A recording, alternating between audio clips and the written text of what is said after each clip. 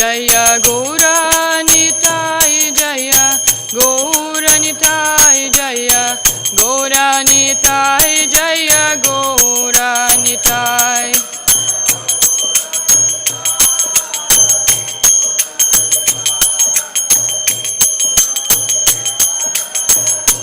Jaya Jaya Prabhupada Prabhupada Prabhupada Jaya Jaya Prabhupada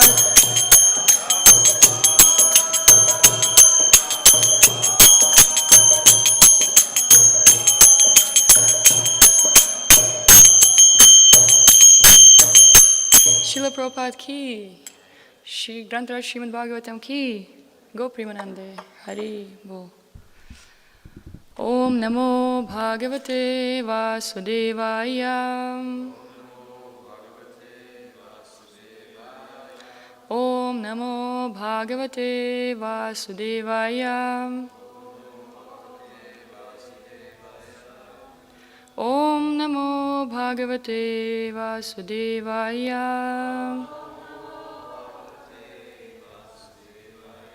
Narayanam Namaskritya Naram Cheva Narottamam Divim Saraswatim Vyasam Tato Jyamudirayet Nashta Prayeshva Bhadrishu Nityam Bhagavata Sevaya Bhagavati Uttamashloke Bhaktir Bhavati Naishtaki. Thank you so much everyone for coming to the Bhagavatam class.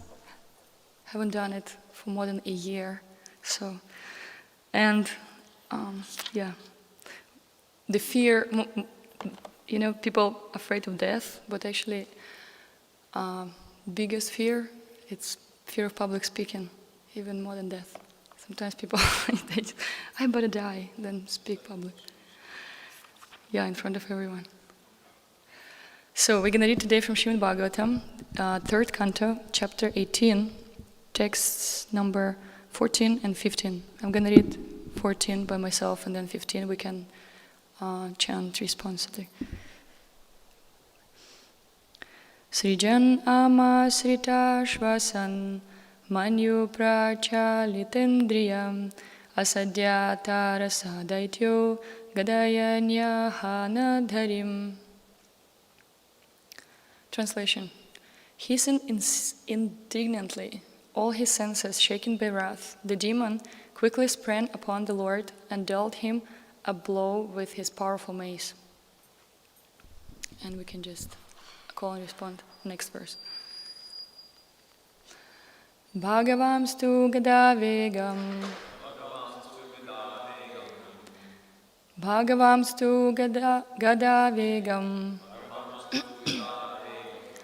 Visrishtam ripunorasim Visrishtam ripunorasim Avanchayatirashchino Avanchayatirashchino Yogarudha ivantakam Bhagavamstu gadavegam Visrishtam ripunorasim Avanchayatirashchino Yogarudha ivantakam.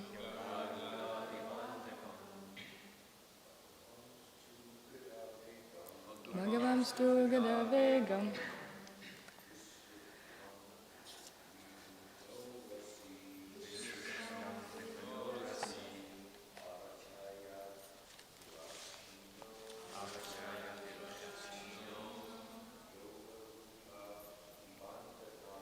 Yogarudha ivantakam.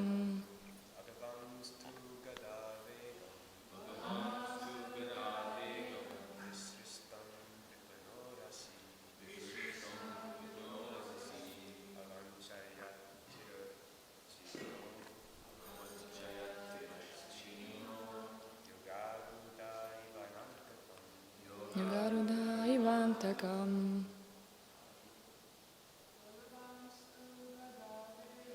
Bhāgavatam Gadavegam.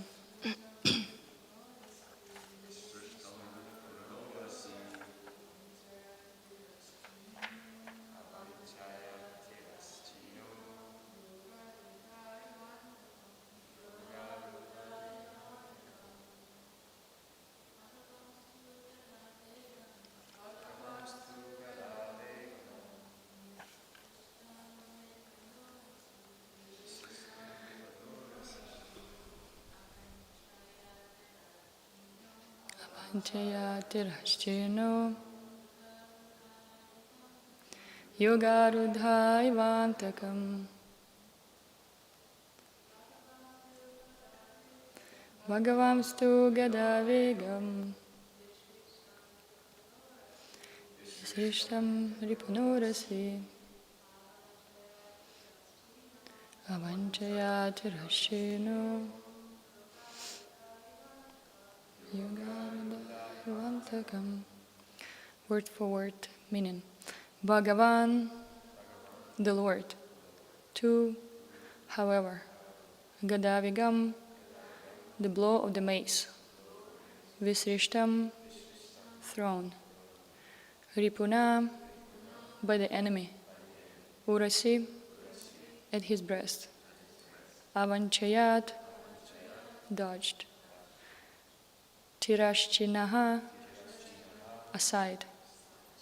Yoga arudha, an accomplished yogi. Eva, like. Antakam, death. Translation and purport by His Divine Grace, A.C. Bhaktivedanta Swami Srila Prabhupada, Srila Prabhupada Ki Jai.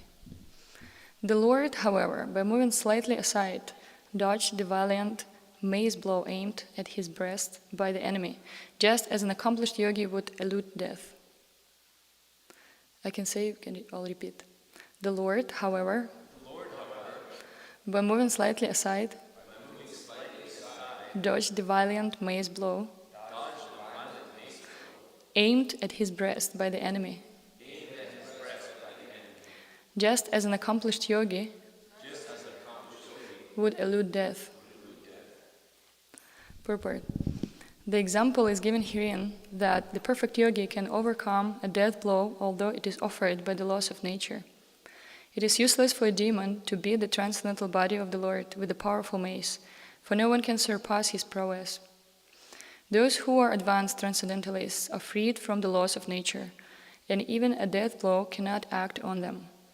Superficially, it may be seen that a yogi is attacked by a death blow, but by the grace of the Lord, he can overcome many such attacks for the service of the Lord. As the Lord exists by his own independent prowess, by the grace of the Lord, the devotees also exist for his service. Om Jnana-timirandasya Gyananjana Shalakaya Chakshurun Militam Gyana Tasmai Shri Gurave Namaham Shri Chaitanya Manobhistam Sthapitam Yena Bhutale Svayam Rupa Kadhamayam Dadati Svapadantikam Vandeham Shri Guru Shri Yuta Padakamalam Shri Gurun Vaishnavamscha Shri Rupam Sagrajatam Sahagana Raghunatam Vitam Tam Sajivam Sadvaitam Savadutam Parijana Sahitam Krishna Chaitanya Devam Shri Radha Krishna Padan Sahagana Lalita Shri Vishakam Vitamsham He Krishna Karuna Sindhu Dinabandhu Jagatpate Gopesha Gopika Kanta Radha Kanta Namostute Tapta Kanchana Gaurangi Radhe Vrindavaneshwari Vrishabhanu Sute Devi Pranamami Hari Priyam Vancha Kalpatarubhyascha Kripa Sindhubhya Evacha Patitanam Pavanebhyo Vaishnavebhyo Namo Namaham Jaya Shri Krishna Chaitanya Prabhu Nityananda Shri Advaita Gadadhara Shivasadi Gaura Bhakta Vrindam Hare Krishna Krishna Krishna Hare Hare Hare Rama Rama Rama Hare Hare. First of all, I would like to ask for blessings from all the senior devotees here and from all the devotees, so I can speak something in line with Shastra and beneficial for everyone. Thank you. I'll read one more time the translation. Hissing indignantly, all his senses shaken by wrath, the demon quickly sprang upon the Lord and dealt him a blow with his powerful mace. The Lord, however, by moving slightly aside, dodged the violent mace blow aimed at his breast by the enemy, just an accomplished yogi would elude death. So, we are on the next season of Srimad Bhāgavatam, where actually battle already has started between Hiranyaksha and Lord Varahadev. And this is actual battle.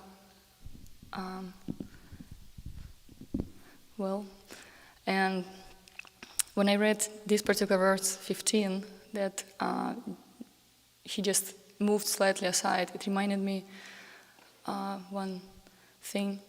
I used to watch Discovery Channel a lot, and then they were talking about different things. And there is a very interesting thing about the rhinoceros. They have very limited vision, very narrow vision. And it says if they just, run to you, you can just kind of step aside and he will just run like this. He won't hurt you. And I was just thinking about this incident because here it seems like, the demon, he was very powerful here in Yaksha, but it seems like for Varahadev, it wasn't really a big deal at all. So he just moved aside a little bit. And I was thinking about this mentality, what devotees have and demons have. Usually,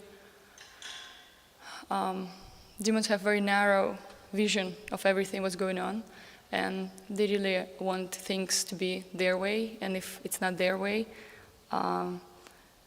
they become upset a little bit, sometimes a lot.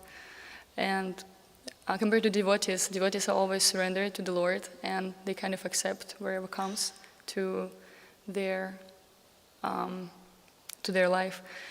And also, there is this interesting word in text 14. It says that he was hissing indignantly, and indignantly actually means that when I think that something is not right towards me, that's why I'm expressing this in particular way. So obviously Hiranyaksha was thinking that he was right. Not he wanted to compete with the Lord. He wanted this battle also just to prove that he is much more powerful than the Lord. And again, this mentality of the demons when they think, like devotees, we kind of can accept that sometimes I might be wrong and it will be right. My spiritual master, His Grace Vaisheshika Prabhu, he always uses this phrase, I live to be corrected. So this is the devotee mentality, right? When we open to different types of corrections, because we know that other devotees tell us something just to improve our spiritual life, not out of pride or anything like that. But with demons, it's a completely different story. They think they're right. We heard a lot already about mentality of the demons. I'm not going to repeat it. And and of course we know this is the pastime. So Varahadev, he wanted to fight, and he was, in previous verses we read that he would using all these interesting words, harsh words, to inspire him to fight, not to flee from the battle. Well, and Well, in this verse, chapter 15, it says that the perfect yogi can overcome a death blow. And I was thinking, am I qualified for this, to be a yogi? And I read some things. Actually, I want to ask you guys, who here wants to go back home, back to Godhead? Are there any people like this? Okay, that's good news. I'll read you something.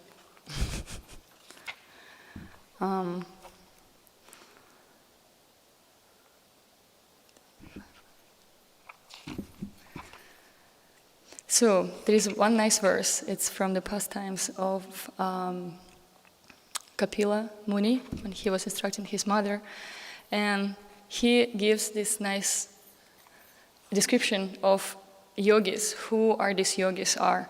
And of course we know the Bhagavad Gita verse says, Yoginam api sarvisham, that the best yogi, the one who, Bhakti Shastra, one of all yogis, the one with great faith, who always abides in me, thinks of me within himself, and renders transcendental love and service to me. He is the most intimately united with me in yoga and is the highest of all. That is my opinion. That is Krishna's opinion. We're very lucky to get his personal opinion. And in Srimad Bhāgavatam, Lord Kapila Dev, he says that, this is verse 325, 43. The yogis equipped with transcendental knowledge and renunciation and engaged in devotional service for their eternal benefit take shelter of my lotus feet. And since I am the Lord, they are thus eligible to enter into the kingdom of Godhead without fear. And Srila Prabhupada gives purport on that one who actually wants to be liberated from the entanglement of this material world and go back home, back to Godhead, is actually a mystic yogi. So congratulations, you're all mystic yogis. You all want to go back to Godhead. Those yogis or mystics who engage in devotional service are the first class yogis. And of course we have such a great examples of very advanced devotees. How it's just very interesting about this death blow, about how really advanced devotees, well, yogis, it says they can overcome this death blow, even if it says in a nice way, offer it by the laws of nature. Like when something offered, right, we can say, no, I don't need it. But it's not forced upon us. So I like that Srila Prabhupada used this word. And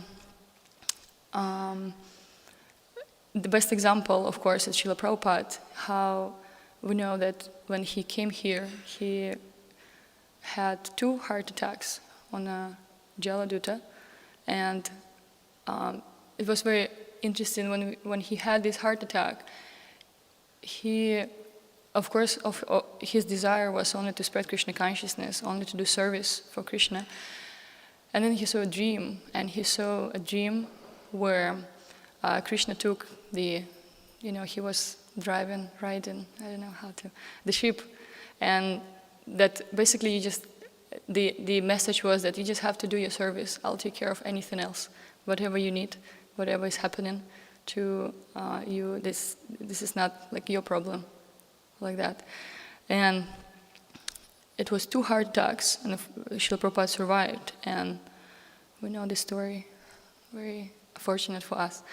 And there was another situation when Srila Prabhupada already was doing all the services in United States. He had to, again, attend to his health. It's just interesting how when we engage in service, we have to think about our material bodies and about our mental things, everything. But it's not like we have to depend 100% on it, because Krishna will provide for everything if we just take shelter. And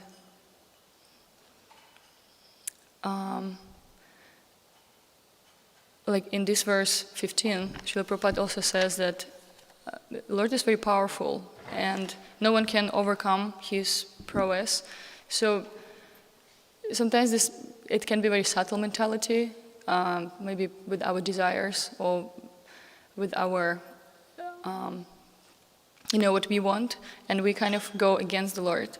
And when we don't get something, we become frustrated or upset. But then this moment of surrender comes, and when we actually take complete shelter of the Lord, He provides everything for us. And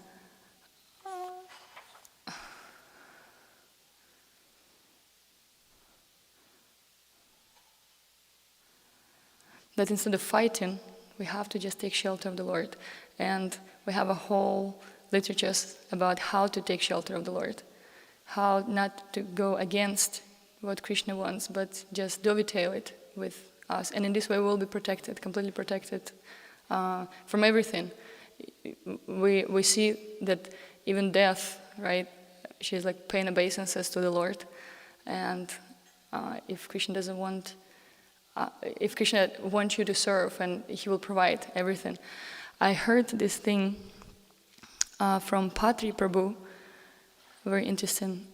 He was talking about astrology and things like that, and he was saying how devotional service is very powerful, and like your chart can read something particular thing, but then as we keep going with devotional service, for example, you do chart the next year, and then something just disappears from there. It's pretty amazing.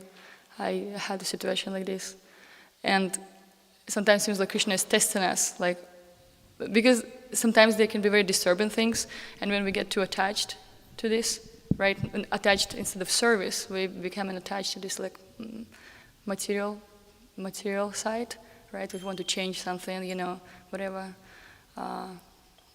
Wear a 5-carat ring on your finger or things like that.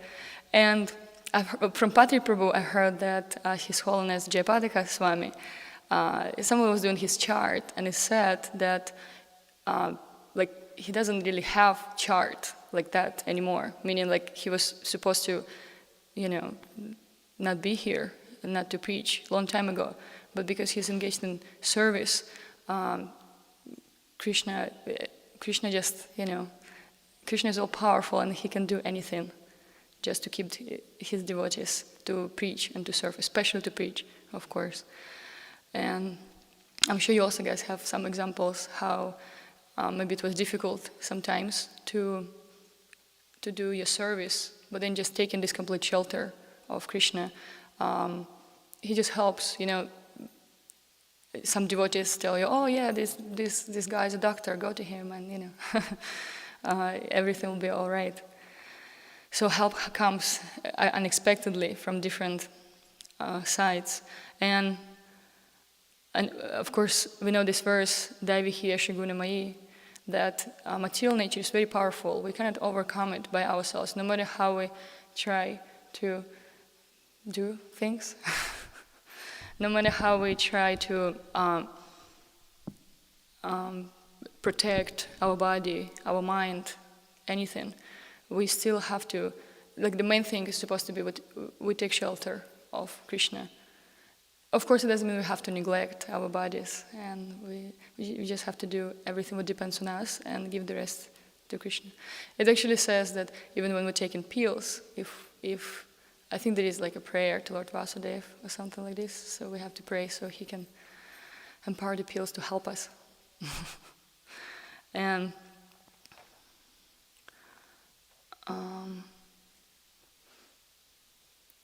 I really like this statement, this point Ramara Prabhu was saying probably many times, that Srila Prabhupada, he just exhausted his body with service. Right? No matter how many different illnesses he had, or heart attacks, nothing really could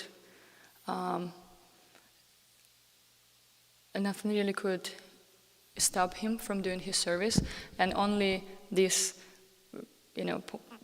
this situation where he just, the material body got completely exhausted. That's how he had to leave. Otherwise, probably he would have stayed to preach more. And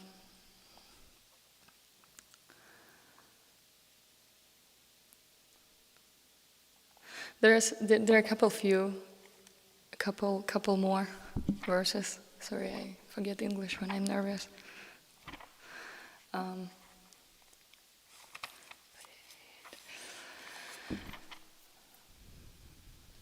So So basically Krishna says how beneficial it is to take shelter of him, and it's in text 38 in the teachings of Kapila Muni to his mother Devahuti. I'll just read the purport. It says that Krishna, the Supreme Lord, should be accepted as one's best friend. He will never cheat. He will always give his friendly advice and friendly protection to the devotee. If Krishna is accepted as a son, he will never die. Here we have a very loving son or child, but the father and mother, or those who are affectionate towards him, always hope, may my son not die. But Krishna actually never will die. Therefore, those who accept Krishna or the Supreme Lord as their son will never be bereft of their son. In these instances, devotees have accepted the deity as a son. In Bengal, there are many such instances, and even after the death of the devotee, the deity performs the Shraddha ceremony for the father. The relationship is never destroyed. And the conclusion is that the time influence cannot act upon devotees who have accepted the Supreme Personality of Godhead as everything. So there are many benefits if we actually do it. And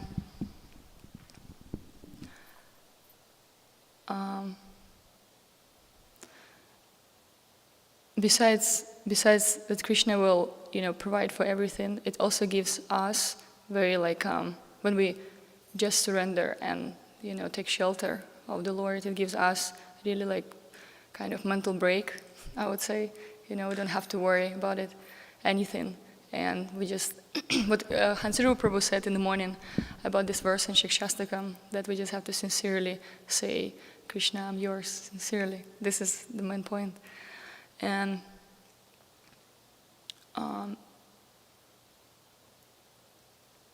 there are many things which we can actually do to help ourselves, basically to help Krishna to help us.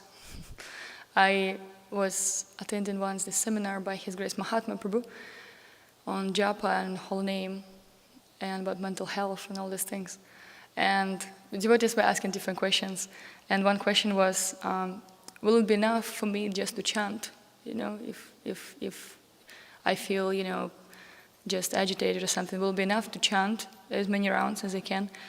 And Mahatma Prabhu, he replied that, well, it will be enough if you chant, of course, without offenses and very sincerely. But then who can chant like this? I mean, I can't. And he said, if there is any chance we can help the Lord to do something for us, then we have to do it. We have to do our part.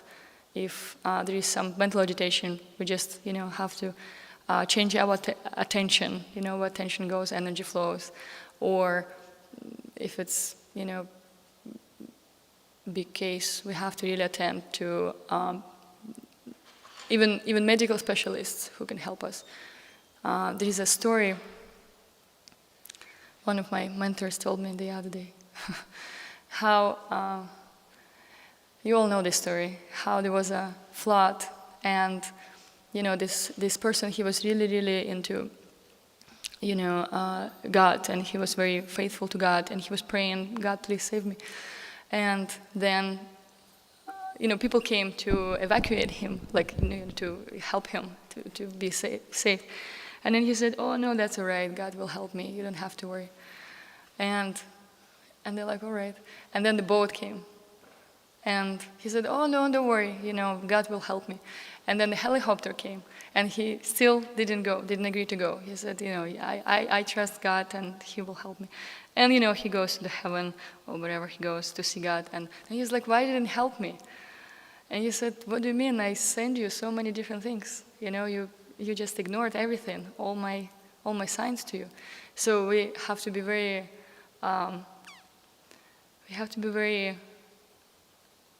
attentive when Krishna tries to reciprocate with us, and usually happening through devotees. And we just have to do it. If it doesn't work, it's all right. We can try something else. And devotees usually don't over-endeavor for things. And the most important thing that it says in this verse that we have to do it for service, not for our sense gratification or for our anything, I just want to live and I just want to enjoy and please Krishna give me my good health and everything. It's good to pray to Krishna in this way, but there is something higher. So we can pray just to do service. And,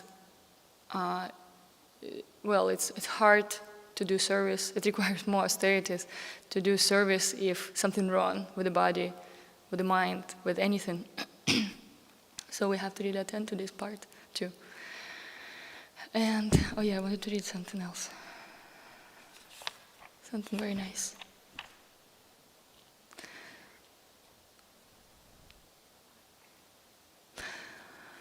Yeah, there are many verses which say, again, that when you take shelter of the Lord, many confirmations that nothing will happen, everything will be all right. We just have to give up this false pride.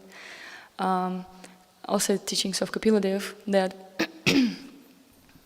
it says that, thus the devotee who worships me, the all-pervading Lord of the universe, in unflinching devotional service, gives up all aspirations to be promoted to heavenly planets or to become happy in this world with wealth, children, cattle, home, or anything in relationship with the body. I take him to the other side of birth and death. And the Lord promises herein that he takes his devotee to the other side of birth and death. So we already have this promise. We already, Krishna will do everything to save us. It says that he is more eager to save us than I can think of in my best consciousness. He is much more eager to take us back home, back to Godhead. So on his part, there is no fault. It's our job to really try to surrender every second, every minute, because different things come literally every minute, every second in our minds. And if we just have this nice habit to offer everything to the Lord, just everything. Usually, we kind of want to offer the best thing, but sometimes there are days when you don't have the best thing. The best thing we can offer just frustration, pride, and all these nice emotions and feelings. But it's all right. We can still offer it. Well, we can have a discussion.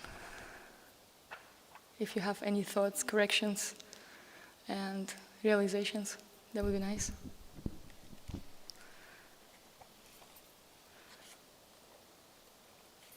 Krishna. So I was thinking about this surrender. Krishna says in the Bhagavad Gita, Ananyas chintayanto mam dhyayana parupasate tesam nityabhyuktanam yogakshema vahamyam. So one who's exclusively dedicated to worshipping me, I carry what they lack and I preserve what they have. So that's part of the theme you were mentioning. So what does surrender practically look like? Because we're all different individuals. Everyone's in different positions. What does surrender actually look like? What is this word surrender? We hear so much surrender, surrender, surrender. But surrender may look like one way to someone else, one way to someone else. So what is surrender? Thank you for the nice question. I need to hear it for myself. So there are actually, I believe, 5 or 6 points about surrender. I don't know if I can find it right now. Do you know this verse? There's Rakshishati Vishvaso. One of the... Yeah. I believe it would be in 1866, but I don't know. There are actually... Oh, okay, I found it here. It's in 1866. Anukulyasya sankalpa pratikulyasya varjanam rakshishati vishvaso goptritve varanam tatha atma nikshepa karpanye shat vidha sharanagatihi. And it's actually very practical things what we can do, and it works for everyone. I'll just read translation of it, Srila Prabhupada's purport. According to the devotional process, one should simply accept such religious principles that will lead ultimately to the devotional service of the Lord. One may perform a particular occupational duty according to his position in the social order, but if by executing his duty one does not come to the point of Krishna consciousness, all his activities are in vain. Anything that does not lead to the perfectional stage of Krishna consciousness should be avoided. One should be confident that in all circumstances, Krishna will protect him from all difficulties. There is no need of thinking how one should keep the body and soul together. Krishna will see to that. One should always think himself helpless and should consider Krishna the only basis for his progress in life. As soon as one seriously engages himself in devotional service to the Lord in full Krishna consciousness, at once he becomes freed from all contamination of material nature. It just means to choose Krishna all the time. At least for me, from my understanding, we always have a choice. We always, can choose different things, and if we choose Krishna, everything will be all right. I really like Ram Prabhu is telling us after Harinam quite often that all you have to do is just have to chant. I'm paraphrasing. You have to chant and preach, but just take shelter of the holy name, and this is like the highest thing. There is nothing else to be desired, and if there's still some desires, Krishna will look for that. Like he will provide for that, and you'll be happy. So it doesn't work other way around. So first we just arrange all our material desires, and then we take shelter of the Lord. We do it in different way. We just take shelter of the Lord, and then He arranges everything. Yeah. And, well, for me, practically it means just really choose Krishna every single moment. Whatever I'm thinking about, whatever my desires are, I'm like, oh, okay, there is a third, like, usually it's only two options, right? Like, whether it's yes or no, but there is a third version. Just to surrender to Krishna and then see what He has in plan for us. It's hard, but the more, like with everything, if we practice, then it becomes a little bit easier. If we practice every single time to choose Krishna in our mind, you don't have to tell about this to anybody, but in our mind we have to choose Him all the time, and then it becomes a little bit easier. I'm like, oh yeah, I already done it, so okay, I'll just do this right now. And just do whatever we can do in a particular situation. Hope it helps.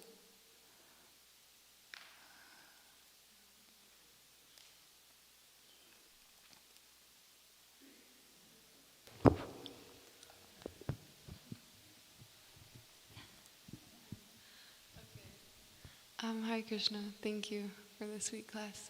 You gave some nice examples.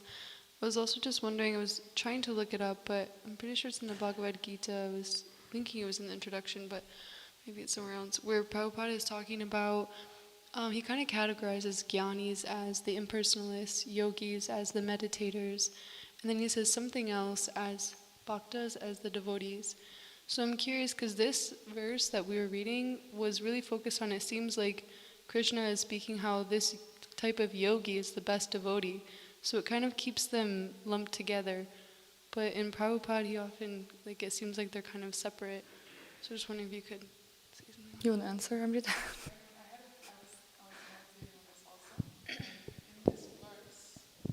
In this verse, it says yoga aruda. So he says that not just a yogi, an accomplished yogi. And then I was looking up this word aruda, looking up the synonyms, and it's one who's accomplished or perfected his yogi self. He's perfected his yoga practice. And so this person is eligible to elude death. So there are the jnanis, there are the mystic yogis, then there are the bhaktas. So one who's perfected all of these processes, this is what Prabhupada is referring to, and this is what this verse is referring to. I was thinking about that also.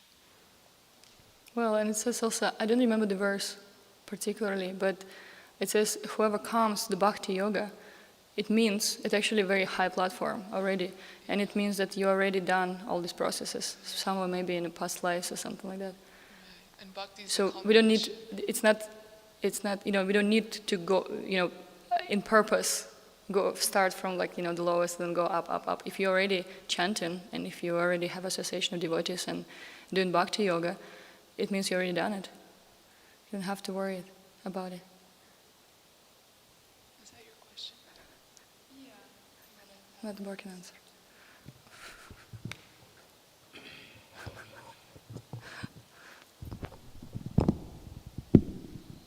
So, there's a few things I want to say, but I guess we'll talk about this one first. In the Bhagavad Gita, there's distinctions between all of those, but you see there's also a thread that's connecting them all, and it's Krishna is trying to describe like a yoga ladder, and Arjuna has to ask him twice in the start of chapter 3 and the start of chapter 5, like, wait, so you're telling me I should fight, but you're also telling me that, fighting is bad and karma is bad, or that, this, I'm confused, like, re-explain it to me. And so everything's dovetailed in yoga, like the person at a lower stage, like this yoga aruda and yoga rurukshu is in the 6th chapter, Krishna talks about. And in the beginning, we have to do activities because we're not very renounced, so many people, they have to, work outside, start chanting a little bit. I mean, that's in just bhakti yoga, or what to speak of the other kinds of yoga. Then when they get more advanced, then they're on the platform they can actually renounce. Whereas if someone renounces too early, then it can make a disaster. If someone's like, okay, I'm going to quit the job and just go to the Himalayas and do that, and then they realize they don't have any of the qualifications for that. So Krishna says gradually, and there's in the whole Gita, there's this bhakti is at the top of the ladder, and everything's just trying to go towards that. So in one sense, when Prabhupada's saying, there's the karmis, the yogis, the jnanis, but then when Krishna says the best of all yogis, like, you could have certain kinds of yogis, but the best of all yogis is the bhakti yogi. So there could be the mystic meditating yogi that I'm actually not sure if they really miss death. I was trying to think, Gopal, have you, like, when a yogi, even if they reach perfection, after they die, they have to get their yogic powers again. They can't dodge death. Maybe they could, but the bhakti yoga is definitely, for them, it's very simple, very easy. I guess for the main mystic meditation yogi, they can actually, because they have to do this really difficult yoga posture where you like sit on your foot and you have such control of your life air that you move it up through every chakra and then you blow it out the back of your head because you're so powerful in like your mystic control. And then at that point you can choose where to go. But unfortunately, if you're don't know that, going to Vaikuntha or to Krishna Loka is a nice place, you'll just think of like some nice moon planet or, other heavenly realm just to enjoy. And so then you'll have to eventually come back. So they're not really escaping anything, but they do have, comparatively to like some person in New York that just dies in their apartment, gets found a few days later, they have more choice over their death. So that's what I was thinking about. That is that there's different levels. Like there's karmi, there's jnani, there's yogi, but they can all be in yukta. They can all be like the karma yogi, the jnana yogi, then the bhakti yogi, and of all of them, the bhakti yogi is like the highest. So, and we were talking about surrender. Gopal asked, "What is surrender?" And then he gave that nice verse, Ananyas Chintayanto Mam. And for me, I was thinking like, all right, so there's all these things that we had and that we needed. Maybe you're feeling depressed and you don't know where to live and you don't know what to do. So Krishna's like, okay, like perform Sankirtan or, start Bhakti Yoga and your heart will be filled. You'll feel happy. And you can, take prasadam and all these things will be provided for you. But then when it comes and someone's like, oh, please come clean the bathroom. Like we're surrendered to take like all of the nice things that Krishna can give us. But then when the one little thing comes, then we don't, if we're actually in a surrendered mood, then we'll be able to tell when Krishna is really trying to test that. Like, he'll always give something on like the limit, because whatever our surrender is, it's not 100%. And so Krishna and Maya, they're both looking to try to, test this person. Are they really sincere? And so we should always be looking for that. And that's what they have a saying, that austerity is the wealth of the Brahmins. Because when you actually get pushed to do something you really don't want to, it's extremely austere. But that's when you can show Krishna, that's like, I'm really willing to do anything for you. I'm really surrendered. All the other things that Krishna gives us, it's nice, but at that point, then you can really show show what you're made of. So it's that's like, you know, when Prabhupada went on the boat, and then after his 2 heart attacks, and after struggling for a whole year, like that was kind of in the 40 years of preparation before that. That was kind of all of what he was showing Krishna, what he was willing to do. And you read Lilamrita, it's incredible what we hear. But then Krishna gave him the results, you know, after that. You know, seeing like, yes, this is definitely a pure person. And now all of us can see his life as like a perfect example of extreme surrender. Nice. I actually heard this really nice story. It reminded me about this. There was one very famous Sankirtan devotee. You probably would know when you hear the story. And he was teaching people, you know, and he was having all these brahmacharis with him, and like it was so cool to the extent that they had a Vyasa-san as a Sankirtan van chair, and he would give classes on this chair, maybe some in the book room or something. And then at some point, something happened to the person who was cooking all the time, and he was asked to do it, to take complete charge of cooking in the kitchen. And he was sitting on this chair giving a class, and he just got up right this moment, and he went to the kitchen. And he never came back. He just took charge of kitchen, and he was cooking. Like, it's pretty amazing. You know, he wasn't attached to any, you know, like good things or, you know, what he liked to do. I mean, obviously he liked to do it, but he knew that Krishna wanted him to do something else, and he didn't hesitate even for a second, and he just surrendered and he went. That's pretty amazing. And I can see it in like many senior devotees how their example is amazing of this surrender. They don't hesitate things. Yeah, it's a very nice comment. Thank you.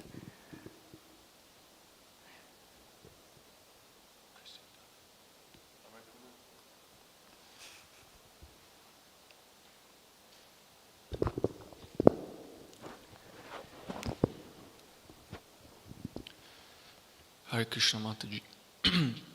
The last thing that you were mentioning, that we have to develop this good habit of offering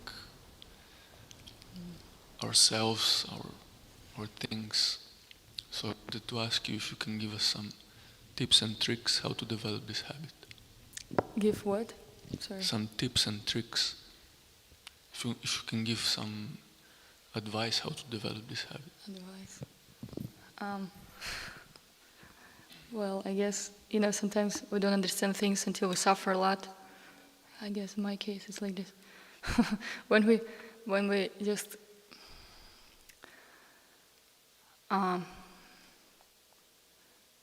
unfortunately, you know, at least in my case, until Krishna kind of really gets me down to the earth, to the ground, it's hard to just accept whatever comes, you know, just surrender completely.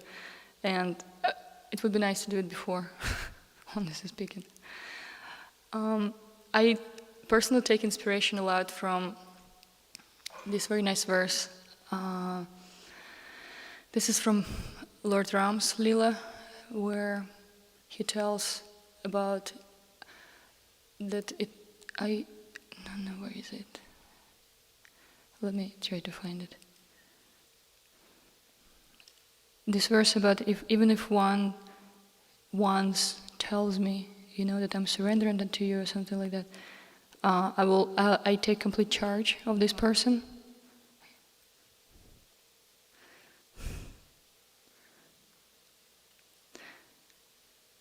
One is immediately freed from the clutches of Maya if he seriously and sincerely says, "My dear Lord Krishna, although I have forgotten you for so many long years in the material world, today I am surrendered unto you. Today I am surrendering unto you. I am your sincere and serious servant. Please engage me in your service.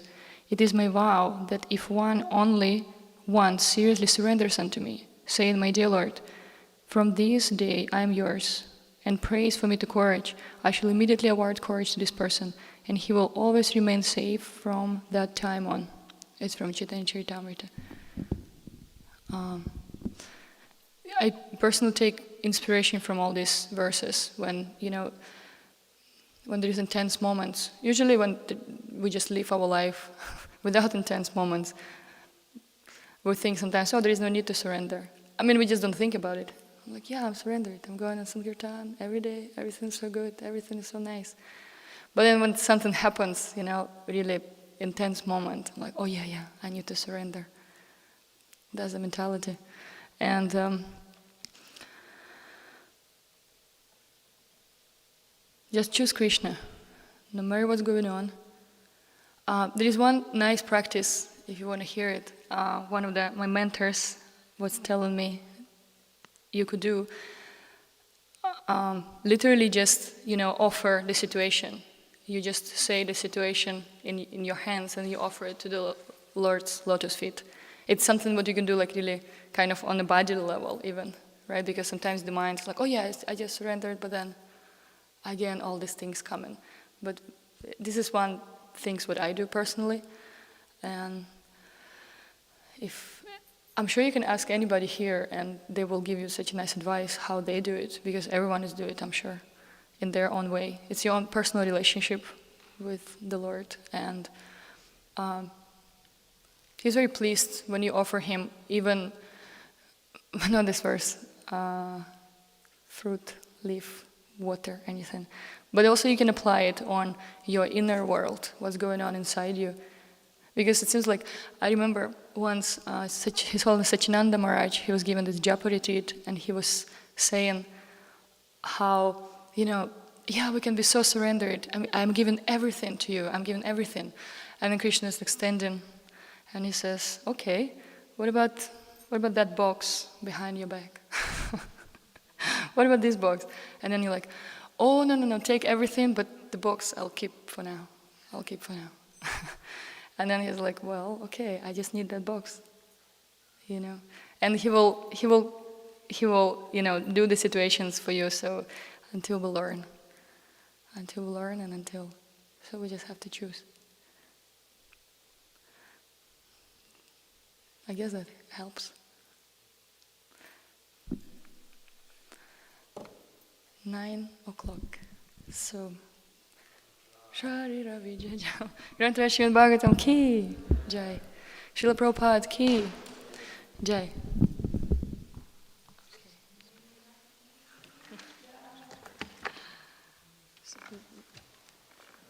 Support group ki jai.